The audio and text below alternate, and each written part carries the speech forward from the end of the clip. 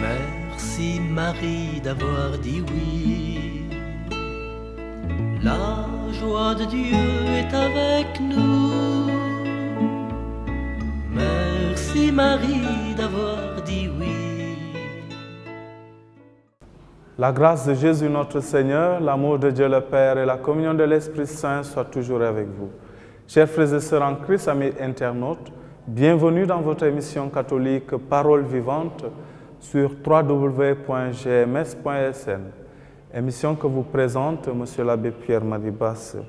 Nous célébrons en ce dimanche le 3e dimanche de carême de l'année liturgique C. Et dans la première lecture et l'évangile, il nous est donné le thème de la conversion.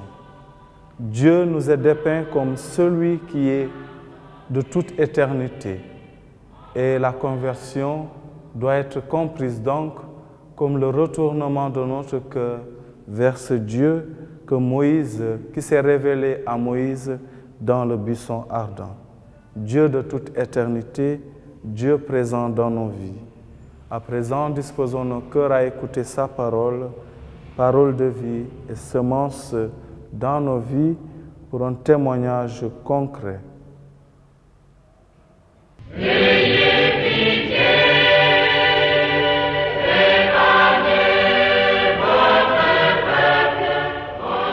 Lecture du livre de l'Exode.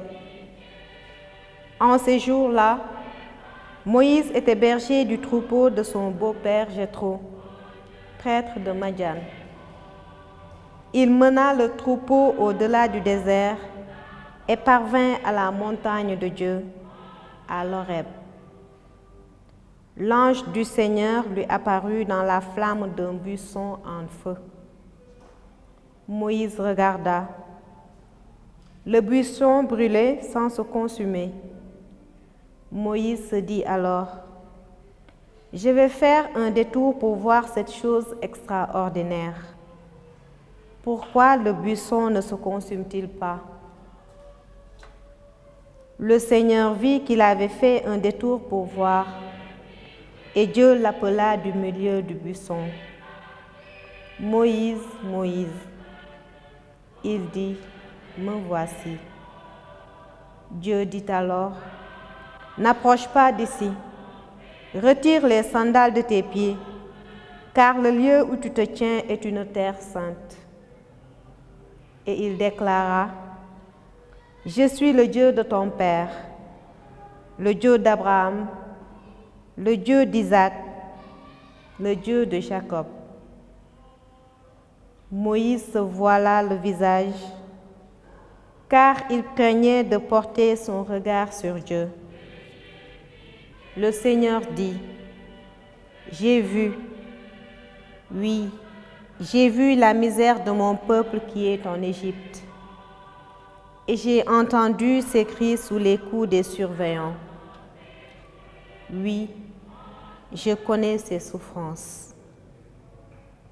Je suis descendu pour le délivrer de la main des Égyptiens et le faire monter de ce pays vers un beau et vaste pays, vers un pays ruisselant de lait et de miel. Maintenant donc, va, je t'envoie chez Pharaon. Tu feras sortir d'Égypte mon peuple, les fils d'Israël. » Moïse répondit à Dieu, « J'irai donc trouver les fils d'Israël et je leur dirai, le Dieu de vos pères m'a envoyé vers vous. Ils vont me demander quel est son nom. Que leur répondrai-je? » Dieu dit à Moïse, « Je suis qui je suis. Tu parleras ainsi aux fils d'Israël. Celui qui m'a envoyé vers vous, c'est je suis. » Dieu dit encore à Moïse, « Tu parleras ainsi aux fils d'Israël. Celui qui m'a envoyé vers vous, c'est le Seigneur Dieu, le Dieu de vos pères, le Dieu d'Abraham, le Dieu d'Isaac, le Dieu de Jacob.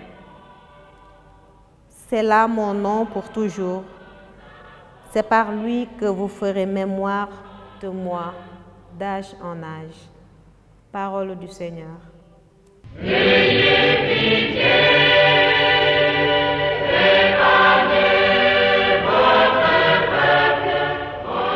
Lecture de la première lettre de Saint Paul apôtre aux Corinthiens. Frères, je ne voudrais pas vous laisser ignorer que lors de la sortie d'Égypte, nos pères étaient tous sous la protection de la nuée et que tous ont passé à travers la mer. Tous, ils ont été unis à Moïse par un baptême dans la nuée et dans la mer. Tous, ils ont mangé la même nourriture spirituelle. Tous, ils ont bu la même boisson spirituelle, car ils buvaient à un rocher spirituel qui les suivait, et ce rocher, c'était le Christ. Cependant, la plupart n'ont pas su plaire à Dieu.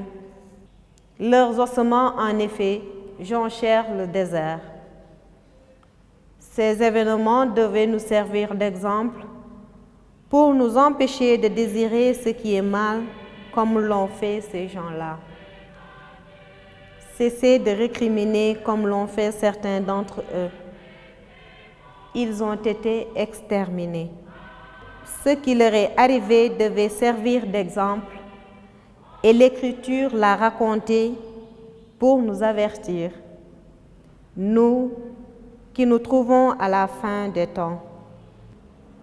Ainsi donc, celui qui se croit solide, qu'il fasse attention à ne pas tomber. Parole du Seigneur.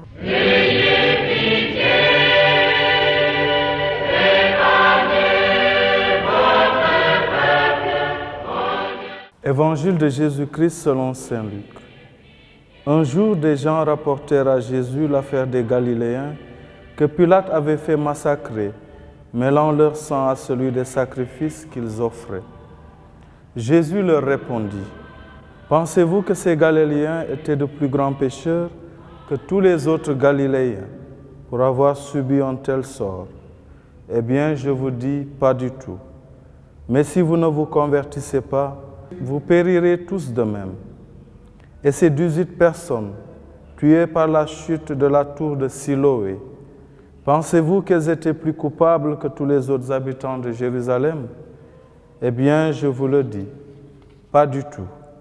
Mais si vous ne vous convertissez pas, vous périrez tous de même.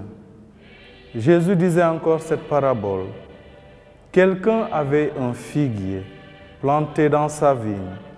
Il vint chercher du fruit sur ce figuier et n'en trouva pas. Il dit alors à son vigneron, « Voilà 3 ans que je viens chercher du fruit sur ce figuier et je n'en trouve pas. Coupe-le. À quoi bon le laisser épuiser le sol? » Mais le vigneron lui répondit, « Maître, laisse-le encore cette année, le temps que je bêche autour pour y mettre du fumier. Peut-être donnera-t-il du fruit à l'avenir, sinon tu le couperas. » Acclamons la parole de Dieu.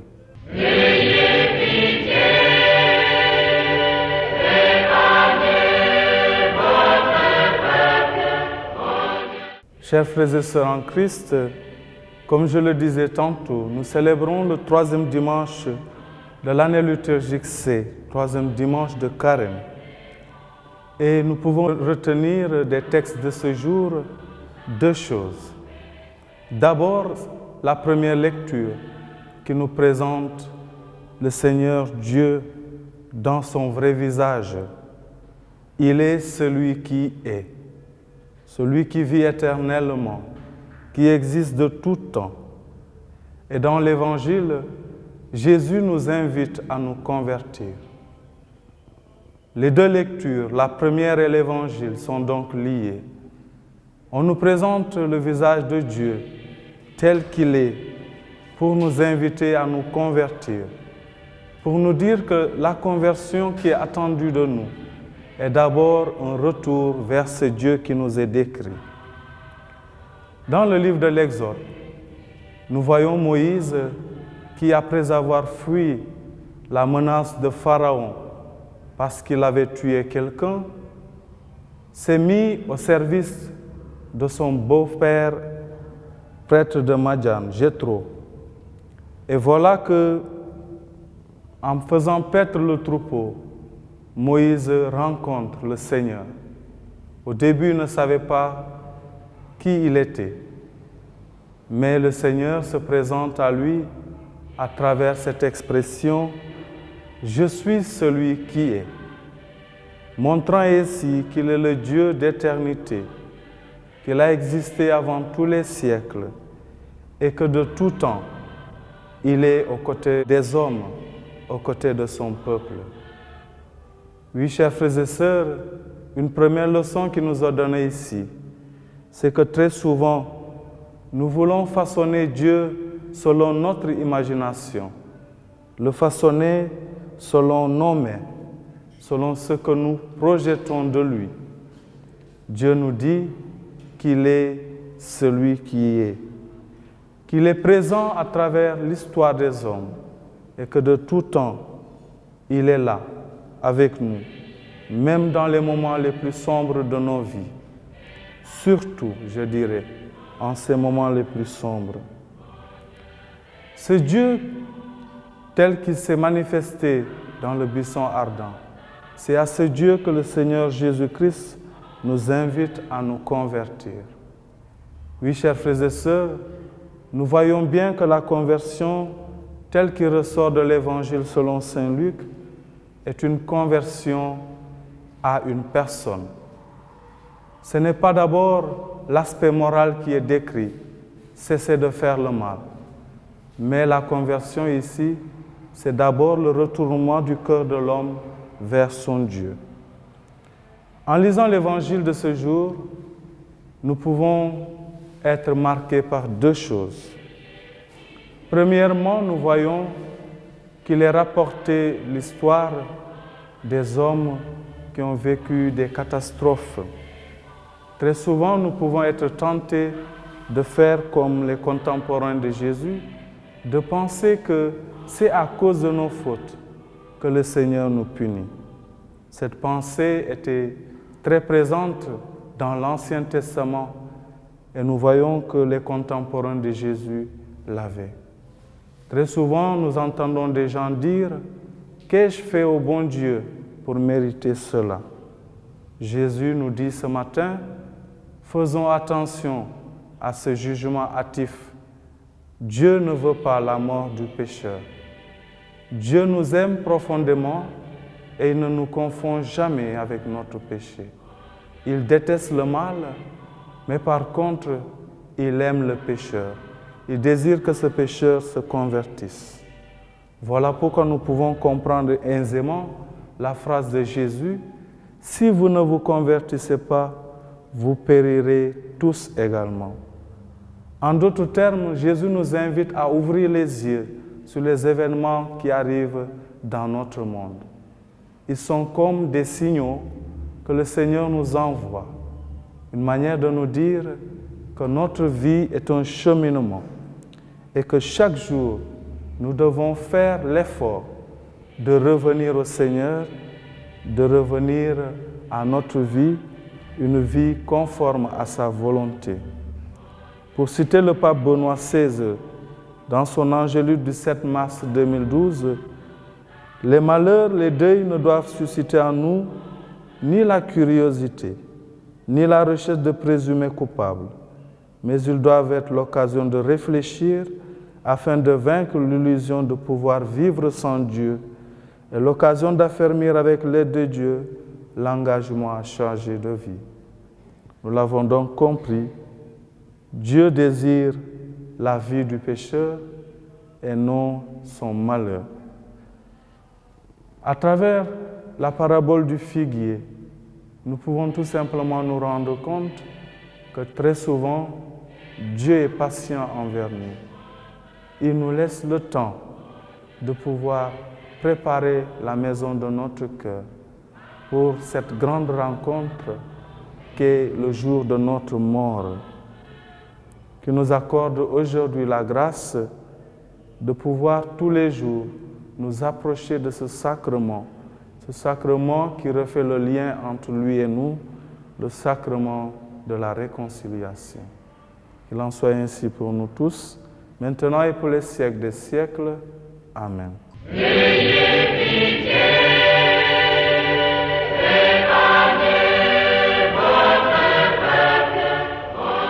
Frères et sœurs en Christ, c'était là votre émission catholique Parole vivante sur www.gms.sn. Aujourd'hui, le Seigneur nous a invités à vivre dans la conversion du cœur, à écouter sa parole qui se manifeste à travers l'évangile du salut.